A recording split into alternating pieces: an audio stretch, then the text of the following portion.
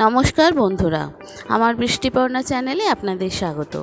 আজ আমি চলে এসেছি চাল দিয়ে মোছার একটা রেসিপি নিয়ে।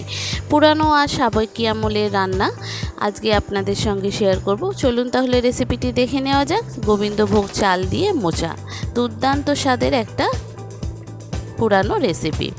তো এর জন্য আমি প্রথমে মোচাকে কেটে নেব। ফ্রিজেতে আমার একটা মোচা পড়েছিল, তো এগুলো অলরেডি কালো হয়ে গেছে। এই কালো ফুলগুলো বাদ দিয়ে দেব, কালো ফুলগুলো নেব না। যেগুলো পরিষ্কার ভালো ফুল আছে সেই ফুলগুলো নেব। তো এই ফুল ছাড়াতে গেলে ভিতরে একটা শক্ত ডাঁটা মতো থাকে, তো সেই ডাঁটাটা আর একটা পাতা মতো থাকে, সেটা ফেলে দিতে হয়, নালে এটা মুখে শক্ত একটু লাগে। তো এই মোচাকে আমি ভালো করে ছাড়িয়ে পরিষ্কার করে ধুয়ে নেব। নিয়ে একটা ভেজিটেবিল চপারের সাহায্যে এটাকে একদম মিহি করে কেটে নেব। ভালো করে মিহি করে কাটা হয়ে গেলে মোচাকে এবার আমি একটু নুন আর হলুদ দিয়ে সিদ্ধ বসিয়ে দেব ভাপাতে। তো এর জন্য আমি এখানে আলু একটু নিয়েছি, পেঁয়াজ নিয়েছি, টমেটো কেটে নিয়েছি, আর নিয়েছি 50 গ্রামের মতো গোবিন্দভোগ চাল। আর এই মোচাকে ধুয়ে পরিষ্কার করে নিয়েছি। এটা দিয়েই করব আজকে এই চাল দিয়ে মোচা। তো একটা ভেজিটেবিল চপারের সাহায্যে প্রথমে মোচাগুলোকে ভালো করে একদম ঝিরিঝিরি করে কেটে নেব, একদম কুচো মিহি কাট করে নেব। করে নেওয়ার পর একটা কড়াইতে নুন হলুদ দিয়ে এটাকে সিদ্ধ বসাতে দিয়ে দেব। এটা সিদ্ধ হতে থাক, তারপরে ফিরে আসছি। যে সমস্ত বন্ধুরা আমার ভিডিওটি দেখছেন অথচ আমার চ্যানেল বৃষ্টিপর্ণাকে সাবস্ক্রাইব ও ফলো করেননি, তাদেরকে অনুরোধ করব আমার চ্যানেলকে সাবস্ক্রাইব ও ফলো করে দেওয়ার জন্য। তাহলে ভিডিও আপলোডের সাথে সাথেই আপনাদের কাছে নোটিফিকেশান চলে আসবে ভিডিও আপলোডের। কেমন হলো রেসিপিটা অবশ্যই কমেন্ট করে জানাবেন। ভালো লাগলে একটা লাইক ও শেয়ার করে দেবেন।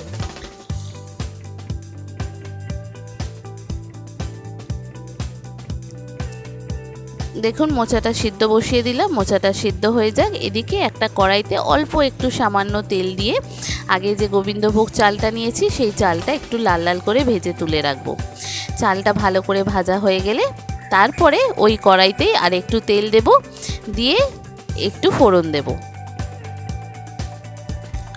চালটা একটু ভালো করে ভাজলে কি হয়, এই মোচার রেসিপিটায় খুব সুন্দর গন্ধ বেরোয় আর চালটা দারুণ সুন্দর খেতে লাগে। তো সেই জন্য চালটাকে একটু অল্প সামান্য তেল দিয়ে একটু ভেজে নেওয়া। চালটা ভালো করে ভাজা হয়ে গেলে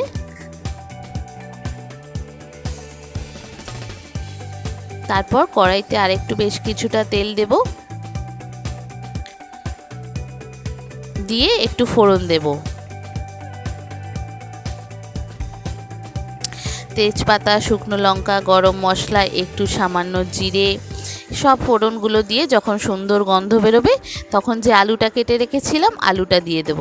আলুটা প্রয়োজন পড়লে ঢাকা দিয়ে দিয়ে ভাজতে পারেন। ঢাকা দিয়ে ভাজলে কি হয়, আলুটা ভালো করে ভাজাও হয়ে যায় আর সিদ্ধটাও ভালো হয়ে যায়।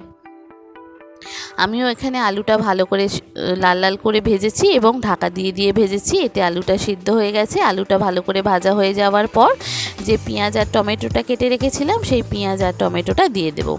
পেঁয়াজ আর টমেটোটা আলুর সঙ্গে ভালো করে ভাজা হয়ে গেলে এবার যে বেসিক যে মশলাগুলো আছে, নুন, হলুদ, সামান্য জিরে গুঁড়ো, সামান্য ধনে গুঁড়ো, সামান্য চিনি, সামান্য লঙ্কা আর একটু গরম মশলার গুঁড়ো দিয়েছি, আর দিয়েছি সামান্য আদা। এইগুলো দিয়েই মশলাটাকে আগে ভালো করে সুন্দর করে কষাবো। মশলাটা থেকে যখন সুন্দর গন্ধ বেরোবে, মশলাটার থেকে তেল ছেড়ে যাবে, তখন যে মোচাটা ভাপিয়ে রেখেছিলাম সেই মোচাটা দিয়ে দেব। এত সুন্দর খেতে হয়, আগে না খেয়ে থাকলে এইভাবে একবার ট্রাই করতে পারেন বন্ধুরা, কথা দিচ্ছি খুব ভালো লাগবে।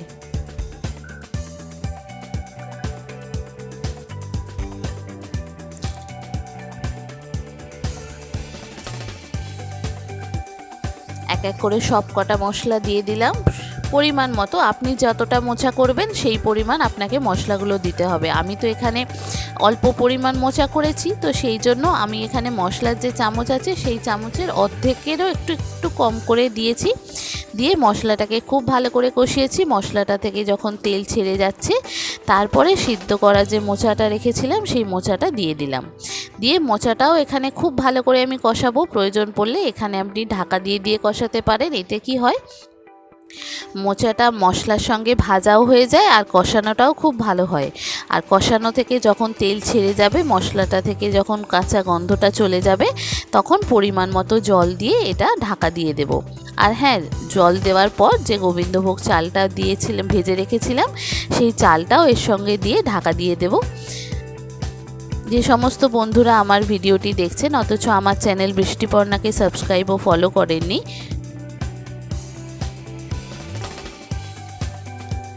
তাদেরকে অনুরোধ করব আমার চ্যানেলকে সাবস্ক্রাইব ও ফলো করে দেওয়ার জন্য। তাহলে ভিডিও আপলোডের সাথে সাথেই আপনাদের কাছে নোটিফিকেশান চলে আসবে ভিডিও আপলোডের। কেমন হলো রেসিপিটা অবশ্যই কমেন্ট করে জানাবেন। ভালো লাগলে একটা লাইক ও শেয়ার করে দেবেন।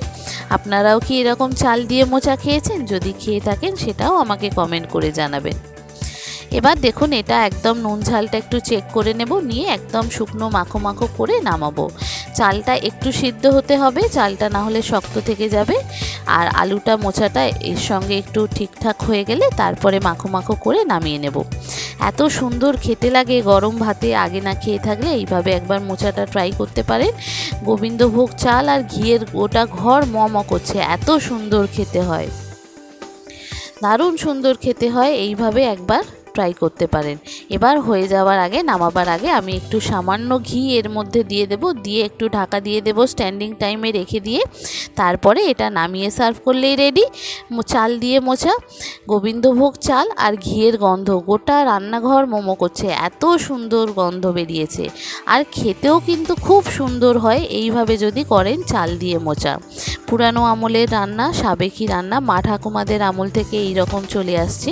আজকে আপনাদের সঙ্গে শেয়ার করলাম এই চাল দিয়ে মোচা। কেমন হলো রেসিপিটা অবশ্যই কমেন্ট করে জানাবেন। ভালো লাগলে একটা লাইক ও শেয়ার করে দেবেন। যারা নতুন বন্ধু আমার ভিডিওটি দেখছেন, আমার চ্যানেলটি দেখছেন, তাদেরকে অবশ্যই অনুরোধ করব আমার চ্যানেলকে সাবস্ক্রাইব ও ফলো করে দেওয়ার জন্য। যারা ইউটিউব থেকে দেখবেন তারা সাবস্ক্রাইব করে দেবেন, আর যারা ফেসবুক থেকে দেখবেন তারা ফলো করে দেবেন।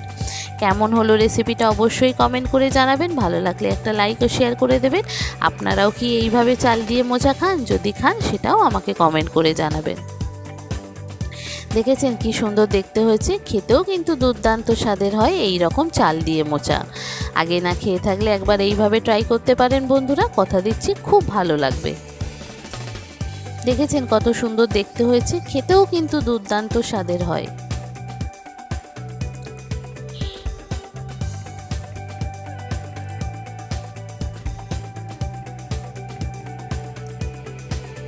পুরো রান্নাঘর গন্ধে মোমো করছে, গোবিন্দভোগ চাল আর ঘিয়ের গন্ধে।